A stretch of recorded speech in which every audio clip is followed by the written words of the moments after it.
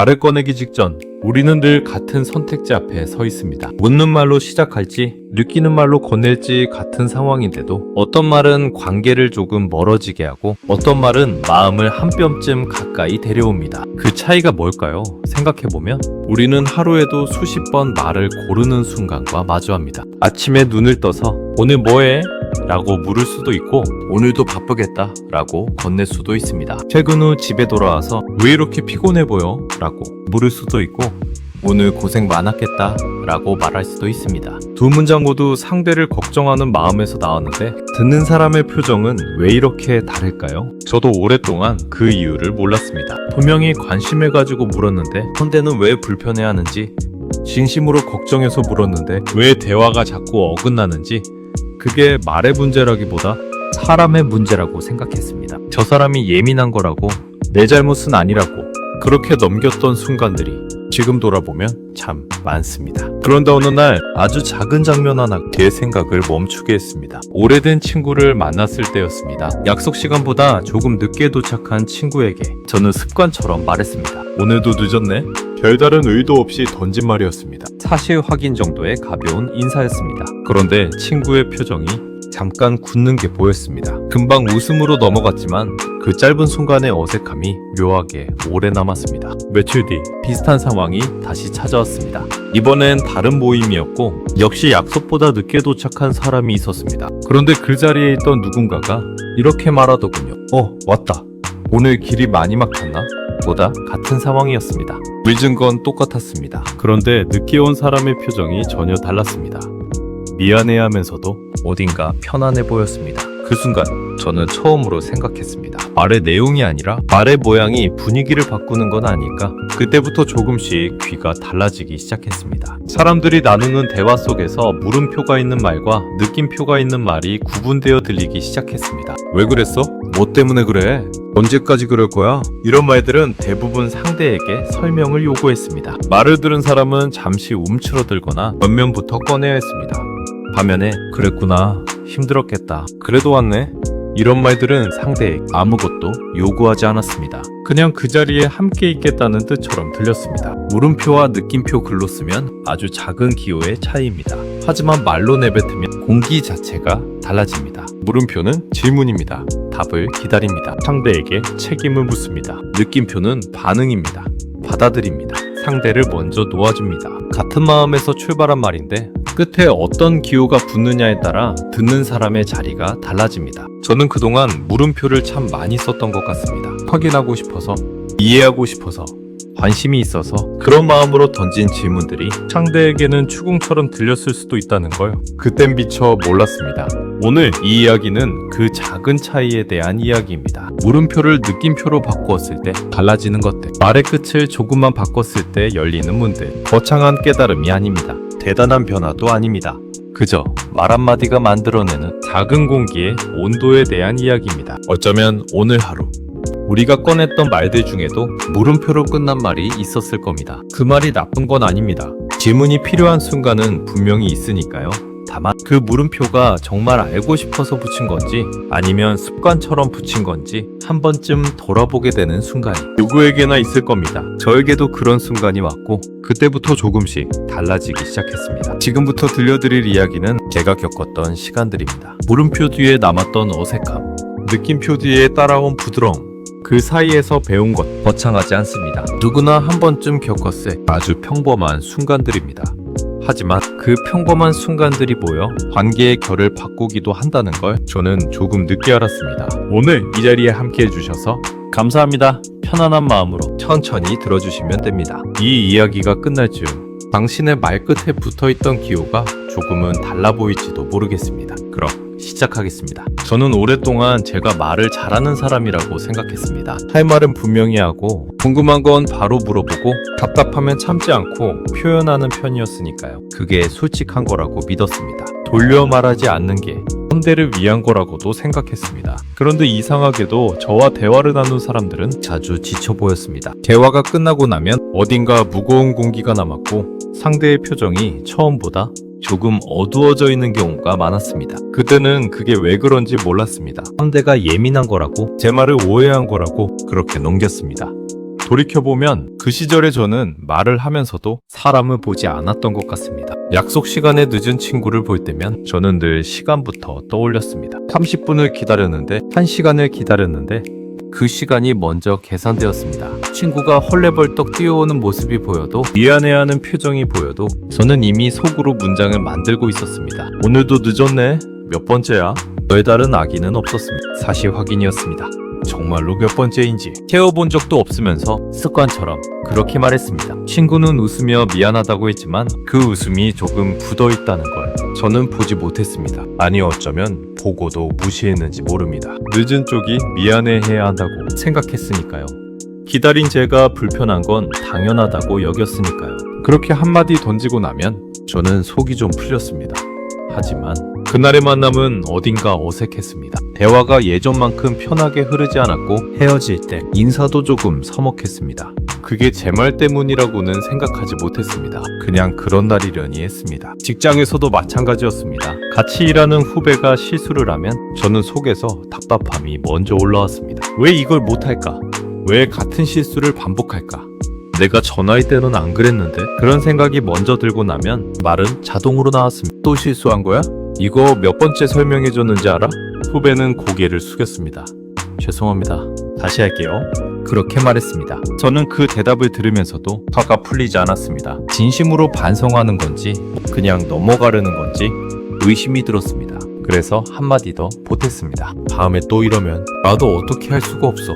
그 말을 하고 나면 후배의 어깨가 조금 더 움츠러드는 게 보였습니다. 하지만 저는 그게 필요한 긴장이라고 생각했습니다. 긴장해야 실수를 안 하니까. 좀 불편해야 정신을 차리니까. 그런데 시간이 지나면 이상한 일이 생겼습니다. 후배의 실수는 줄지 않았습니다. 오히려 늘었습니다. 처음에는 후배 능력의 문제라고 생각했습니다. 하지만 다른 선배와 일할 때는 괜찮다는 이야기가 들려왔습니다. 같은 사람인데 누구와 일하느냐에 따라 결과가 달랐습니다. 그때도 저는 제 말투가 문제라고는 생각하지 못했습니다. 그냥 후배가 저와는 안 맞는 거라고, 사람마다 궁합이 있는 거라고 그렇게 정리했습니다. 가족들과의 관계도 크게 다르지 않았습니다. 급한 일이 있어서 동생에게 전화를 했는데 받지 않을 때 저는 걱정보다 짜증이 먼저 났습니다. 무슨 일이 있나 걱정되기도 했지만 그 걱정이 말로 나올 때는 이미 불만의 형태로 바뀌어 있었습니다. 왜 전화를 안 받아? 급한 일이면 어떻게 하려고 그래? 동생은 미안하다고 했습니다.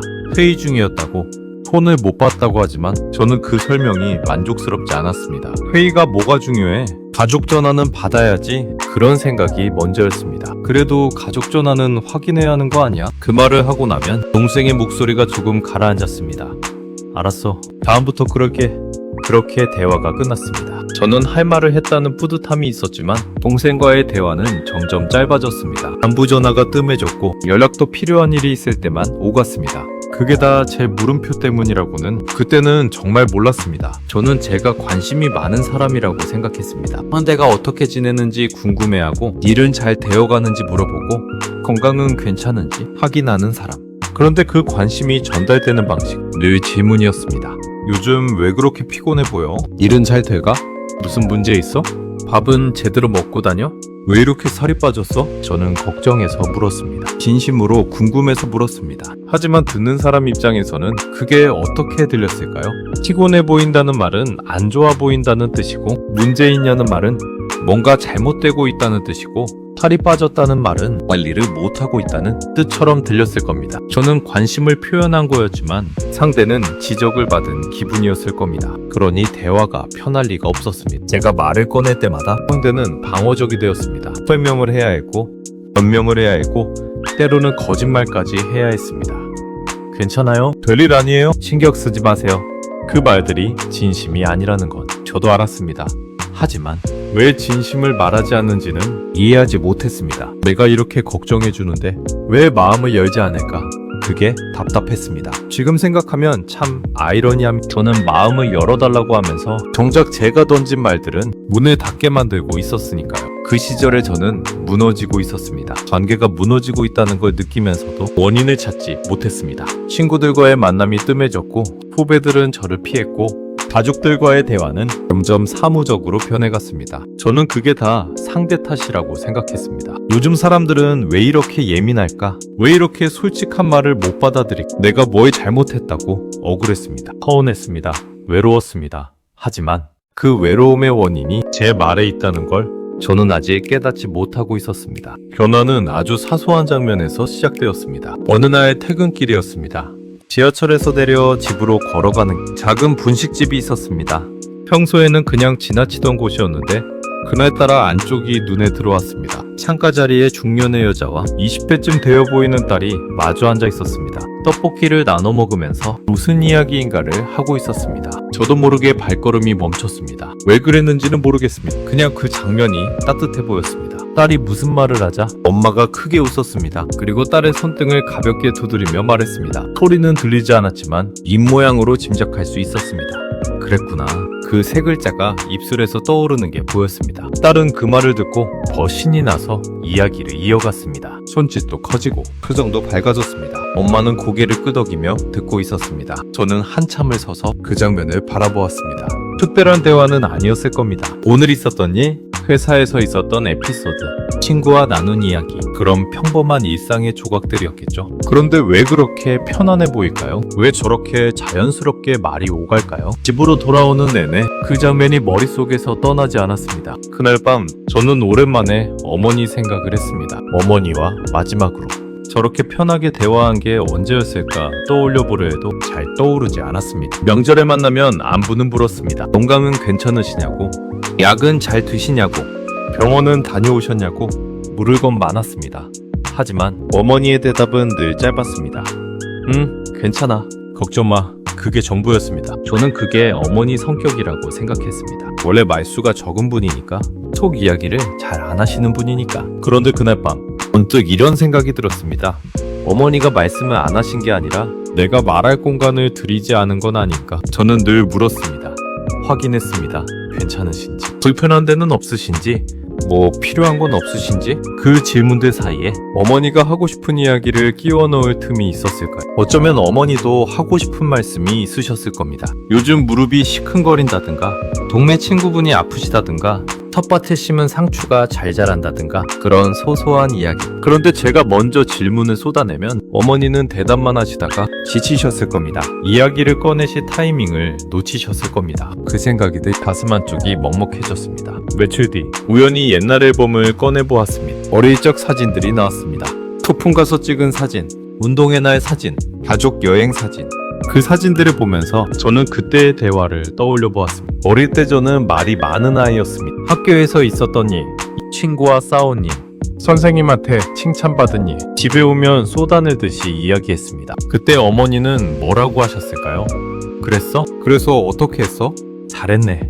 기억을 더듬어 본 어머니의 말씀은 대부분 그런 식이었습니다. 왜 그랬어? 뭐 때문에 그래? 그러면 안 되지. 그런 말씀은 거의 없으셨습니다. 그냥 들어주셨습니다. 고개를 끄덕여 주셨습니다. 가끔 맞장구를 쳐주셨습니다. 그게 전부였는데 저는 그 시간이 좋아서 매일 이야기를 늘어놓았습니다. 언제부터 달라졌을까? 언제부터 저는 듣는 사람이 아니라 웃는 사람이 되었을까요? 아마 어른이 되면서부터였을 겁니다. 책임져야 할 것들이 생기고 확인해야 할 것들이 늘어나고 틀리면 안 되는 일들이 많아지면서 저는 점점 질문을 많이 하게 되었습니다. 이게 맞아? 확실해? 왜 그래? 언제까지야? 그런 질문들이 일상이 되었고 그게 대화의 전부가 되어버렸습니다. 확인하고 점검하고 따지는 것, 그게 어른의 대화라고 생각했습니다. 그게 책임감 있는 사람의 말이라고 믿었습니다. 그런데 그 믿음이 흔들리기 시작했습니다. 분식집에서 본 모녀의 대화가 자꾸 떠올랐습니다. 그 엄마는 딸에게 아무것도 묻지 않았습니다. 왜 그랬어? 그래서 어떻게 할 건데? 그런 질문을 하지 않았습니다. 그냥 그랬구나 라고 받아주었습니다. 그 한마디가 딸에게 말할 공간을 만들어 주었습니다. 설명하지 않아도 되는 자유, 변명하지 않아도 되는 편안함, 그냥 이야기해도 되는 안전함. 그게 느낌표의 힘이구나. 처음으로 그런 생각이 들었습니다. 물음표는 답을 요구합니다. 왜? 뭐? 언제? 어떻게? 이런 질문들은 상대에게 책임을 넘깁니다. 대답해야 하는 부담을 지웁니다. 물론 질문이 필요한 순간도 있습니다. 정말로 알아야 할 때, 정확한 정보가 필요할 때, 그럴 때는 물어야 합니다. 하지만 관계에서 오가는 대화의 대부분은 그런 게 아닙니다. 친구가 힘들다고 할 때 왜 힘들어? 라고 묻는 건 정보 수집이 아닙니다. 함께하고 싶어서, 걱정되어서, 그래서 묻는 겁니다. 그런데 그 마음이 물음표를 통해 전달되면 상대는 설명해야 합니다. 왜 힘든지, 뭐 때문에 그런지 이유를 대야 합니다. 힘든 사람에게 설명까지 요구하는 건 또 다른 짐을 지우는 거였습니다. 반면에 힘들었겠다 라고 말하면 어떨까요? 상대는 아무것도 설명하지 않아도 됩니다. 그냥 고개만 끄덕여도 됩니다. 그 한마디가 내 마음을 알아준다는 뜻이니까. 그게 느낌표의 역할이구나. 그때 처음 깨달았습니다. 저는 그동안 관심을 표현한다고 생각하면서 질문을 쏟아냈습니다. 요즘 어때? 일은 잘 돼? 건강은 괜찮아? 무슨 고민이 있어? 그 질문들 하나하나에 상대는 대답해야 했습니다. 괜찮다고, 잘 된다고, 고민 없다고 설령 그게 사실이 아니어도 그렇게 대답해야 편했을 겁니다. 왜냐하면 솔직하게 대답하면 또 다른 질문이 따라올 테니까요. 뭐가 안 좋은데? 왜 잘 안 돼? 무슨 고민인데? 끝없이 이어지는 질문의 연쇄. 저걸 감당하느니 그냥 괜찮다고 말하는 게 나았을 겁니다. 저는 그렇게 사람들의 입을 닫게 만들고 있었습니다. 그 깨달음이 오자 부끄러웠습니다. 나는 그동안 대화를 나눈 게 아니라 면담을 한 거였구나. 상사가 부하 직원 불러다 확인하듯이, 검사가 피의자 신문하듯이 그렇게 사람들을 대했구나. 관심이라는 이름으로 포장했지만 실제로 한 건 추궁이었습니다. 걱정이라는 명목을 내세웠지만 느껴지는 건 감시였습니다. 그러니 사람들이 불편했을 겁니다. 저와의 대화가 피곤했을 겁니다. 그때 문득 떠오른 장면이 있었습니다. 몇 년 전 오랜 친구와 오랜만에 만났을 때였습니다. 이런저런 이야기를 나누다가 친구가 조심스럽게 말했습니다. 너랑 얘기하면 가끔 취조당하는 것 같아. 농담처럼 던진 말이었습니다. 웃으면서 한 말이었습니다. 그때 저는 대수롭지 않게 넘겼습니다. 뭘 그런 걸 가지고 그래. 내가 원래 꼼꼼한 거 알잖아. 그렇게 웃어 넘겼습니다.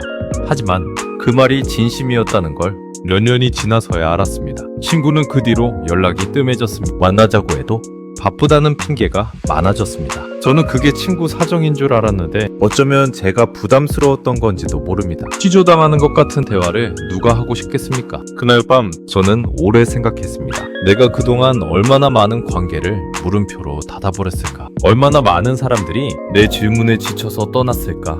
세어보려 해도 셀 수가 없었습니다. 너무 많았습니다. 너무 오래되었습니다. 후회가 밀려왔습니다. 하지만 후회만 하고 있을 수는 없었습니다. 이제라도 알았으니 바꿔야겠다고 생각했습니다. 물음표 대신 느낌표를 쓰는 연습을 해야겠다고 다짐했습니다. 물론 쉽지 않을 거라는 건 알았습니다. 수십 년간 굳어진 습관이 하루아침에 바뀔 리 없으니까요. 하지만 작은 것부터 시작하면 되지 않을까? 아주 작은 것.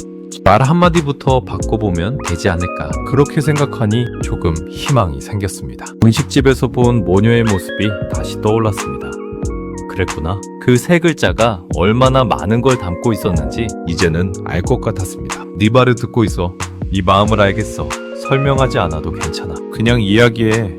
그 모든 뜻이 그 짧은 느낌표 안에 들어있었습니다. 저도 그런 말을 할 수 있을까요? 저도 누군가에게 그런 공간이 될 수 있을까요? 확신은 없었지만 해보고 싶었습니다. 그래서 다음 날부터 아주 작은 실험을 시작했습니다. 첫 번째 실험 대상은 아내였습니다.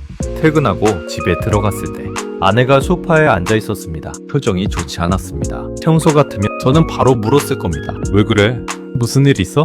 그 말이 입끝까지 올라왔습니다. 하지만 꾹 참았습니다. 대신 옆에 앉아 잠시 아무 말 없이 있었습니다.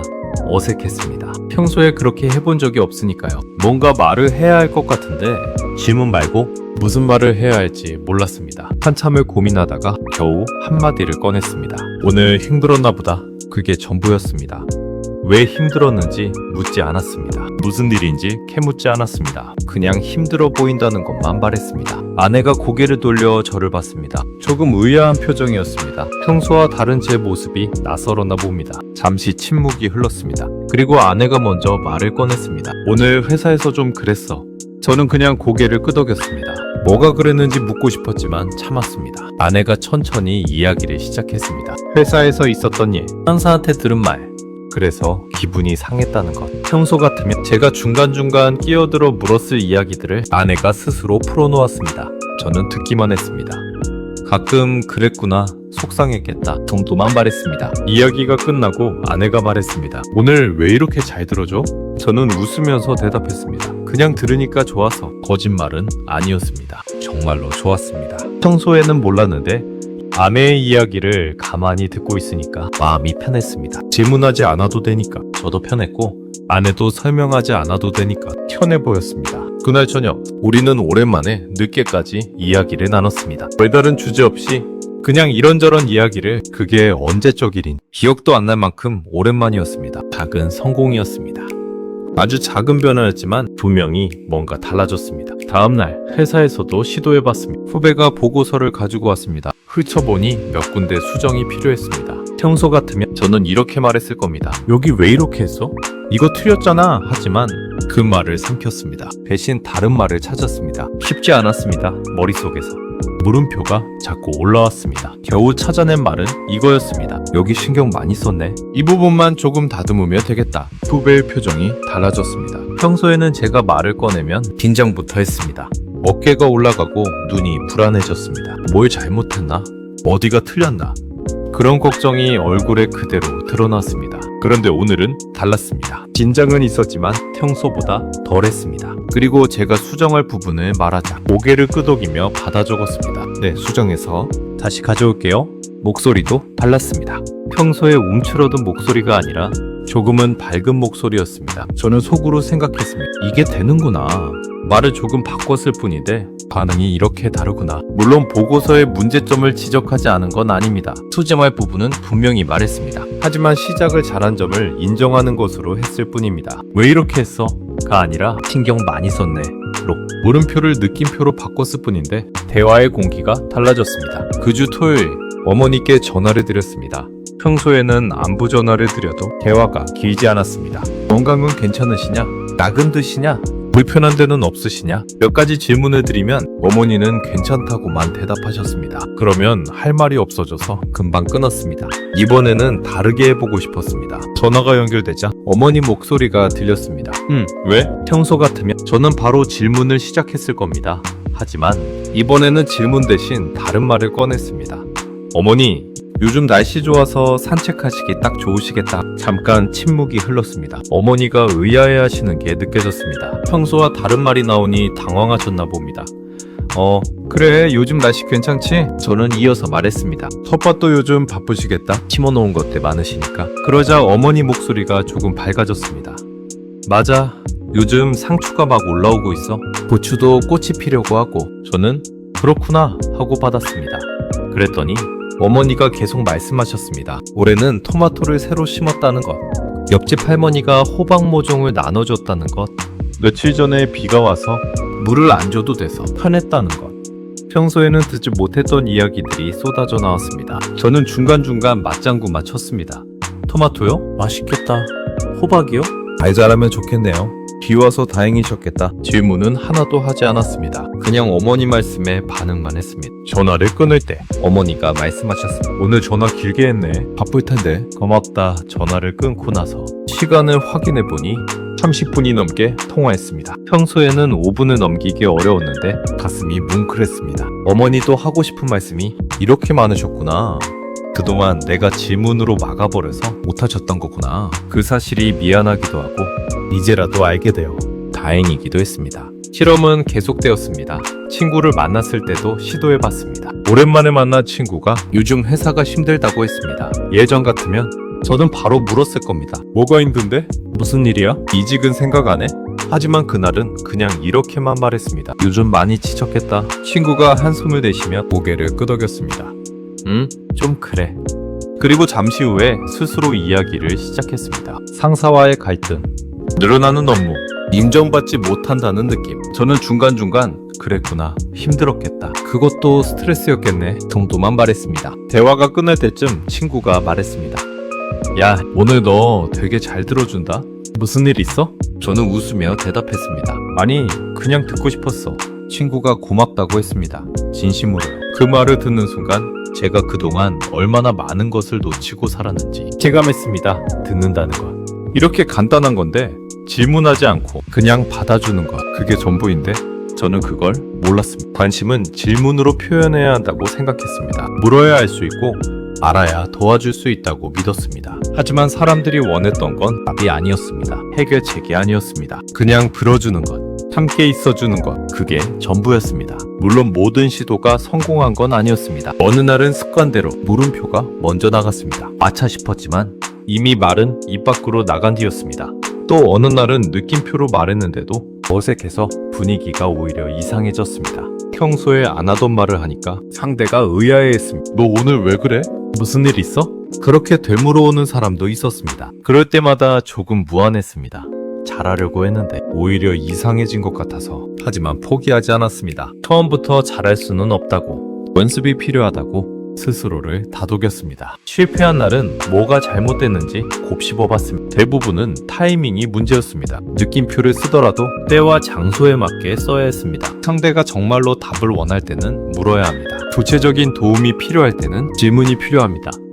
하지만 그냥 이야기를 나누고 싶을 때, 마음을 털어놓고 싶을 때, 그럴 때는 질문보다 반응이 필요합니다. 그 구분을 배우는데 시간이 걸렸습니다. 몇 주가 지나면서 조금씩 감이 잡혔습니다. 상대의 표정을 보면 알 수 있었습니다. 뭔가 말하고 싶어하는 얼굴인지 답을 원하는 얼굴인지. 말하고 싶어하는 사람에게는 느낌표로 문을 열어주면 됐습니다. 그랬구나.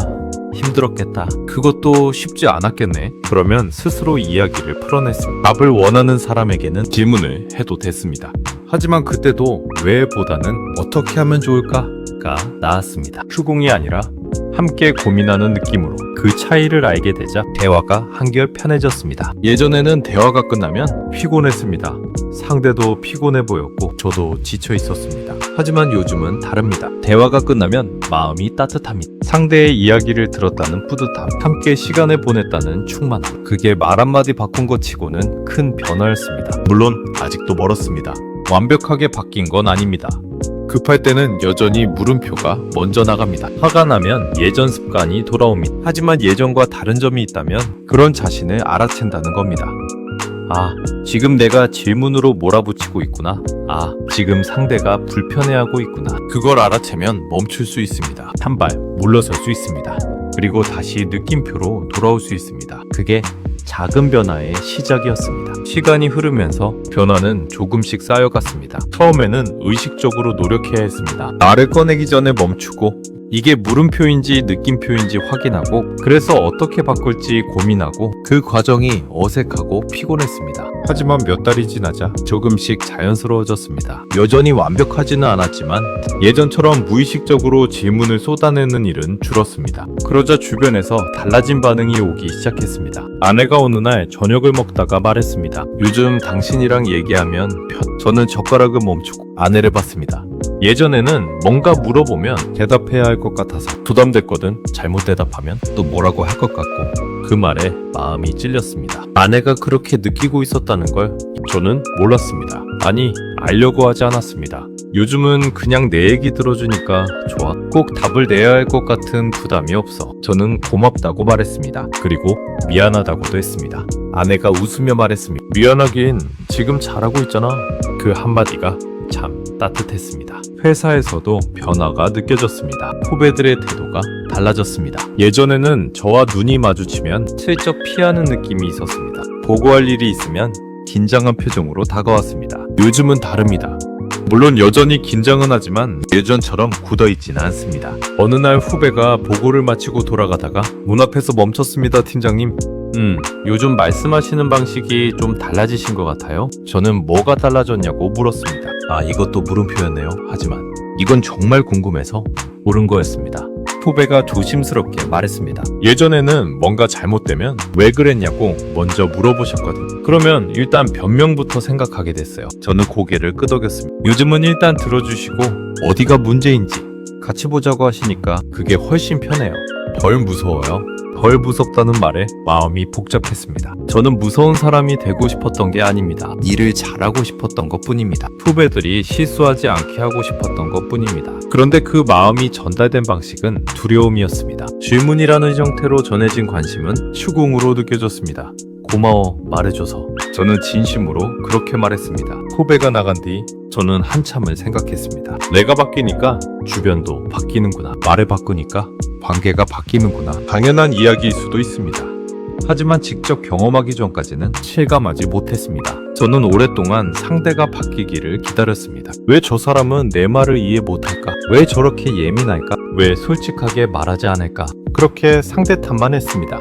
하지만 바뀌어야 할 사람은 저였습니다. 제가 말을 바꾸니까 상대도 달라졌습니다. 제가 공간을 만들어주니까 상대도 마음을 열었습니다. 그게 관계의 원리였습니다. 너무 늦게 배운 것 같아서 아쉽기도 했지만 그래도 배웠다는 게 다행이었습니다. 어머니와의 관계도 눈에 띄게 좋아졌습니다. 전화 통화가 길어졌습니다. 예전에는 5분에 넘기기 어려웠는데 요즘은 30분, 길면 1시간까지도 통화합니다. 어머니가 하시는 이야기를 듣는 게 좋아졌습니다. 텃밭 이야기, 동네 이야기, 옛날 이야기, 별거 아닌 것들인데 듣고 있으면 마음이 편해졌습니다. 어느 날 전화해서 어머니가 말씀하셨습니다. 요즘 네가 전화하면 기다려진다. 그 말씀에 목이 베었습니다. 예전에는 전화 오면 뭘 또 물어볼까 싶어서 좀 그랬어. 건강 챙기라, 약 먹어라, 병원 가라, 잔소리 듣는 것 같았거든. 저는 죄송하다고 말씀드렸습니다. 아니야, 네가 걱정해서 그런 거 아는데. 근데 매번 그러니까 나도 모르게 방어하게 되더라고. 괜찮다, 걱정 마라. 그 말만 하게 되고 어머니의 솔직한 말씀이 가슴에 깊이 박혔습니다. 요즘은 그냥 내 얘기 들어주니까 좋아, 상추가 어떻고 토마토가 어떻고 그런 얘기해도 재미없을 텐데 잘 들어주잖아. 저는 재미없지 않다고 정말로 좋다고 말씀드렸습니다. 전화를 끊고 한참을 눈물이 났습니다. 어머니도 하고 싶은 말씀이 그렇게 많으셨구나. 저는 그동안 제 걱정을 쏟아내느라 어머니의 이야기를 들을 틈을 들이지 않았구나. 물음표로 가득한 전화가 어머니에게는 잔소리로 들렸구나. 늦게라도 알게 되어서 정말 다행이었습니다. 친구들과의 관계도 달라졌습니다. 연락이 뜸했던 친구에게 먼저 연락을 했습니다. 오랜만에 밥이나 먹자고 만나서 이런저런 이야기를 나눴습니다. 저는 예전처럼 질문 공세를 하지 않았습니다. 그냥 친구가 하는 말에 반응하고 맞장구 치고 가끔 제 이야기도 했습니다. 헤어질 때 친구가 말했습니다. 야, 오늘 진짜 오랜만에 편하게 얘기한 것 같다. 저는 웃으며 말했습니다. 나도 친구가 덧붙였습니다. 예전에는 너랑 얘기하면 뭔가 시험 보는 느낌이었어. 의문에 잘 대답해야 할 것 같은 그 말이 찔렸지만 저는 고개를 끄덕였습니다. 아, 내가 좀 그랬지. 근데 오늘은 그냥 친구랑 수다 떠는 느낌이야. 이게 맞는 거지. 그 친구와는 그 뒤로 자주 만나게 되었습니다. 연락이 끊겼던 관계가 다시 이어졌습니다. 물론 회복되지 않은 관계도 있습니다. 예전에 멀어진 사람들 중에는 다시 연락해도 예전 같지 않은 경우가 있었습니다. 이미 상처가 깊어져서 제가 아무리 달라져도 경계를 풀지 않는 사람도 있었습니다. 그건 어쩔 수 없다고 생각합니다. 제가 뿌린 씨앗이니까요. 물음표로 닫아버린 문은 느낌표로 다시 여는데 오랜 시간이 걸리고 어떤 문은 영영 열리지 않을 수도 있습니다. 그래도 후회하지는 않습니다. 지금이라도 달라지는 게 중요하니까요. 어느 날 문득 거울을 보다가 생각했습니다. 나도 예전보다 표정이 부드러워졌구나. 예전에는 무의식 중에 미간을 찌푸리고 있는 경우가 많았습니다. 뭔가 확인하고 점검하고 따지는 표정, 그게 습관이 되어 있었습니다. 요즘은 다릅니다. 의식하지 않아도 표정이 편해졌습니다. 말이 바뀌니까 표정도 바뀌었습니다. 질문은 멈추니까 긴장도 풀렸습니다. 저 자신도 편해진 겁니다. 생각해보면 물음표는 저도 피곤하게 만들었습니다. 질문을 하면 대답을 기다려야 합니다. 대답이 마음에 안 들면 또 질문해야 합니다. 그 과정이 반복되면 대화는 길어지고 둘 다 지칩니다. 느낌표는 다릅니다. 받아주고 끝이니까요. 상대가 더 말하고 싶으면 말하고 아니면 거기서 끝나도 됩니다. 강요가 없습니다. 그 가벼움이 관계를 편하게 만들었습니다. 저도 상대도. 요즘 저는 대화가 즐겁습니다. 예전에는 대화가 일처럼 느껴졌습니다. 정보를 주고받고 문제를 확인하고 해결책을 찾는 과정, 효율적이어야 한다고 생각했습니다. 하지만 지금은 다른 대화는 그냥 함께 있는 시간입니다. 효율적이지 않아도 됩니다. 결론이 없어도 됩니다. 그냥 이야기하고 듣고 반응하고 그게 전부입니다. 그 단순함이 관계를 살렸습니다. 물론 아직도 배울 게 많습니다. 느낌표를 쓰면서도 진심이 담기지 않으면 상대는 압니다. 기계적으로 그랬구나, 힘들었겠다만 반복하면 그것도 공허하게 들립니다. 중요한 건 형식이 아니라 마음입니다. 진짜로 들으려는 마음, 진짜로 함께하려는 마음, 그게 있으면 말은 자연스럽게 따라옵니다. 저는 지금 그 마음을 키우는 중입니다. 말을 바꾸는 건 그 마음을 표현하는 연습이고 관계가 좋아지는 건 그 연습의 결과입니다. 순서가 있었습니다. 처음에는 형식부터 바꿨습니다. 물음표를 느낌표로 억지로라도 바꿨습니다. 어색하고 부자연스러웠습니다. 하지만 그렇게 하다 보니 마음이 따라왔습니다. 듣는 연습을 하다 보니 정말로 듣고 싶어졌습니다. 받아주는 연습을 하다 보니 정말로 받아주고 싶어졌습니다. 형식이 마음을 이끌었습니다. 그게 제가 배운 것 중 하나입니다. 마음이 먼저 바뀌어야 말이 바뀐다고 생각하기 쉽습니다. 하지만 반대도 가능합니다. 말을 먼저 바꾸면 마음이 따라올 수 있습니다. 저처럼 습관이 굳어진 사람에게는 이 순서가 더 현실적이었습니다. 일단 말부터 바꿔보세요. 물음표를 느낌표로 바꿔보세요. 어색해도 해보세요. 그러다 보면 마음이 따라옵니다. 관계가 따라옵니다. 삶이 따라옵니다. 저는 그렇게 달라졌습니다. 지금 이 자리에서 저는 여전히 배우는 중입니다. 완벽하게 달라졌다고 말하면 거짓말입니다. 아직도 급한 순간에는 물음표가 먼저 튀어나옵니다. 화가 나면 예전 습관이 고개를 듭니다. 하지만 예전과 다른 게 있습니다. 그런 순간이 오면 알아챈다는 겁니다. 지금 내가 또 질문으로 몰아붙이고 있구나. 아, 지금 상대가 움츠러들고 있구나. 아, 이 말은 물음표였구나. 그걸 알아채는 순간 멈출 수 있습니다. 숨을 한번 고르고 다시 시작할 수 있습니다. 그 짧은 멈춤이 많은 것을 바꿔주었습니다. 요즘 저는 말을 꺼내기 전에 스스로에게 묻습니다. 이 말은 문을 열까, 닫을까? 단순한 질문입니다. 하지만 그 질문 하나가 말의 방향을 바꿔줍니다. 상대가 이 말을 듣고 더 이야기하고 싶어질까? 아니면 입을 다물고 싶어질까? 마음을 열고 싶어질까? 아니면 방어하고 싶어질까? 그렇게 생각하면 어떤 말을 해야 할지 조금 더 선명해집니다. 물론 매번 성공하지는 않습니다. 생각할 틈도 없이 말이 나갈 때도 있습니다. 그럴 때는 나중에라도 돌아봅니다. 오늘 그 말은 좀 아니었다. 다음에는 바르게 해봐야겠다. 그런 반성이 쌓이면 조금씩 나아집니다. 느낌표는 긍정만을 의미하지 않습니다. 처음에 저는 착각했습니다. 느낌표로 말한다는 게 무조건 좋게 말하는 거라고, 칭찬만 하는 거라고, 비판을 피하는 거라고 하지만 그게 아니었습니다. 느낌표는 상대를 먼저 인정하는 겁니다. 존재를 먼저 받아들이는 겁니다. 그 위에서 할 말을 하는 겁니다. 비판이 필요할 때도 있습니다. 지적이 필요할 때도 있습니다. 그건 피할 수 없습니다. 하지만 왜 이렇게 했어로 시작하는 것과 여기까지 한 건 알겠어로 시작하는 건 다릅니다. 같은 비판이라도 시작이 다르면 받아들이는 느낌이 다릅니다. 느낌표로 문을 열고 그 안에서 할 말을 하면 됩니다. 그러면 상대도 듣습니다. 방어하지 않고 듣습니다. 그게 제가 배운 느낌표의 진짜 의미입니다. 가끔 사람들이 물어봅니다. 그렇게 말을 바꾸는 게 힘들지 않냐고. 맨날 신경 쓰면서 말해야 하니까 피곤하지 않냐고. 솔직히 말하면 처음에는 힘들었습니다. 말 한마디 하는데 이렇게까지 해야 하나 싶었습니다. 그냥 편하게 말하면 안 되나 싶었습니다. 하지만 시간이 지나니까 달라졌습니다. 신경 쓰는 게 습관이 되었습니다.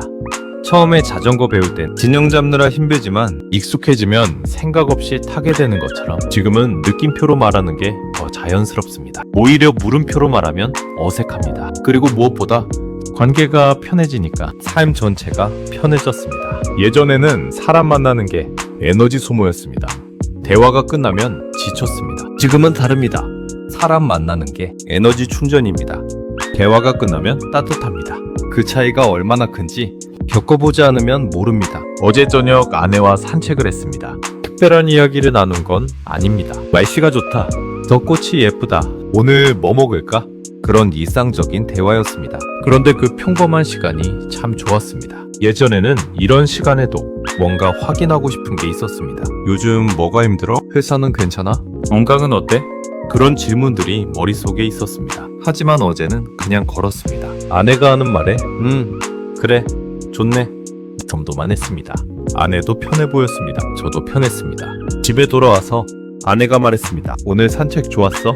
저도 그렇다고 했습니다. 그게 전부였습니다. 특별한 건 없었습니다. 하지만 그 평범함이 소중하다는 걸 이제는 압니다. 오늘 아침에는 어머니께 전화를 드렸습니다. 특별한 용건이 있어서가 아니라 그냥 목소리가 듣고 싶어서 어머니가 전화를 받으셨습니다. 왜? 저는 웃으면서 말씀드렸습니다. 그냥요. 어머니 목소리 들으려고요. 어머니가 웃으셨습니다. 뭔 일 있는 줄 알았네. 그리고 이런저런 이야기를 해주셨습니다. 어제 동네 친구분이랑 시장에 갔다 왔다는 것, 거기서 맛있는 호떡을 사두셨다는, 다음에 오면 같이 가자는 것. 저는 그냥 들었습니다. 그랬어요? 맛있으셨겠다. 좋죠. 같이 가요. 전화를 끊을 때 어머니가 말씀하셨습니다. 자주 전화해라. 목소리 들으면 좋다. 그 말씀이 하루 종일 마음에 남았습니다. 예전에 저였다면 전화해서 뭘 물어봤을 겁니다. 약은 드셨냐? 병원은 갔다 오셨냐? 무릎은 괜찮으시냐? 그러면 어머니는 짧게 대답하시고 전화는 금방 끝났을 겁니다. 하지만 오늘은 달랐습니다. 질문 없이 그냥 이야기를 들었더니 어머니도 더 많은 이야기를 해주셨습니다. 그게 느낌표의 힘입니다. 사람들에게는 하고 싶은 이야기가 있습니다. 들어줄 사람만 있으면 꺼내고 싶은 말들이 있습니다. 물음표는 그 이야기를 막습니다. 대답해야 할 것만 대답하게 만듭니다. 느낌표는 그 이야기를 엽니다. 하고 싶은 말을 하게 해줍니다. 저는 오랫동안 물음표로 사람들의 입을 닫게 했습니다. 이제는 느낌표로 조금씩 열어주고 있습니다. 완벽하지 않습니다. 아직 갈 길이 멉니다. 하지만 방향은 알았습니다. 어디로 가야 하는지는 알았습니다. 나머지는 그냥 걸으면 됩니다. 하루하루 한마디 한마디 조금씩. 오늘도 저는 말을 꺼내기 전에 잠깐 멈춥니다. 이 말은 문을 열까 닫을까? 그 짧은 질문이 저를 다른 사람으로 만들어주고 있습니다. 아니, 다른 사람이라기보다는 원래 저로 돌아가게 해주고 있는지도 모르겠습니다. 어릴 때 어머니의 "그랬어?" 를 들으며 신나게 이야기하던 그 아이 누군가 들어주면 끝없이 말하고 싶었던 그 아이, 저도 누군가에게 그런 존재가 되고 싶습니다. 그랬구나 라고 말해주는 사람, 설명하지 않아도 되는 편안함을 주는 사람, 이야기하고 싶게 만드는 사람. 아직 멀었지만 가고 있습니다. 이 이야기를 듣고 계신 분들도 아마 비슷한 경험이 있으실 겁니다. 질문으로 시작한 대화, 어색하게 끝난 적 확인하려고 물었는데 상대가 불편해한 적, 관심을 표현했는데 죽음처럼 들렸던 적, 그게 다 물음표 때문이었을 수도 있습니다. 오늘부터 한번 해보시면 어떨까요? 왜 그래? 를 힘들었겠다로 뭐가 문제야? 를 쉽지 않았겠네 로 왜 안 했어? 를 바빴나 보다 로 작은 변화입니다. 말 끝에 붙는 기호 하나의 차이입니다. 하지만 그 작은 차이가 관계의 온도를 바꿉니다. 대화의 공기를 바꿉니다. 삶의 결을 바꿉니다. 저는 그렇게 달라졌습니다. 여러분도 달라질 수 있습니다. 되묻는 물음표를 감탄의 느낌표로 바꿨더니 부정이 한 발 물러나고 긍정이 조용히 다가왔습니다. 왜 그랬어? 가 그랬구나로 바뀌었을 때 닫혀있던 문이 스르륵 열렸습니다. 뭐가 문제야? 가 힘들었겠다로 바뀌었을 때 움츠러들었던 어깨가 조금 내려왔습니다. 왜 안 했어? 가 바빴나 보다 로 바뀌었을 때 변명 대신 진심이 나왔습니다. 말은 참 신기합니다. 같은 마음에서 출발해 어떤 모양으로 나가느냐에 따라 전혀 다른 곳에 도착합니다. 물음표는 답을 요구합니다. 설명을 기다립니다. 상대를 자리에 앉혀놓고 신문합니다. 느낌표는 그냥 받아줍니다. 함께 있어줍니다. 상대를 자유롭게 놓아줍니다. 저는 오랫동안 물음표의 사람이었습니다. 확인하고 점검하고 따지는 것이 관심이라고 믿었습니다. 질문해야 알 수 있고 알아야 도와줄 수 있다고 생각했습니다. 그런데 사람들이 원했던 건 답이 아니었습니다. 그냥 들어주는 것, 그냥 있어주는 것, 그게 전부였습니다. 그걸 깨닫는데 너무 오래 걸렸습니다. 하지만 늦었다고 생각하지 않습니다. 알았으니 됐습니다. 이제부터 다르게 하면 됩니다. 오늘 하루 여러분은 얼마나 많은 말을 하셨나요? 그 말들 끝에는 어떤 기호가 붙어 있었나요? 물음표였나요? 느낌표였나요? 돌아보면 알 수 있습니다. 상대가 더 이야기하고 싶어 했다면 느낌표였을 겁니다. 상대가 짧게 대답하고 입을 다물었다면 물음표였을 겁니다. 오늘 당장 모든 걸 바꿀 필요는 없습니다. 내일 아침 가장 가까운 사람에게 말을 건넬 때 한 번만 생각해보세요. 이 말은 문을 열까 닫을까? 그 짧은 멈춤이 시작입니다. 말 한마디로 세상이 바뀌지는 않습니다. 하지만 말 한마디로 오늘의 공기는 달라질 수 있습니다.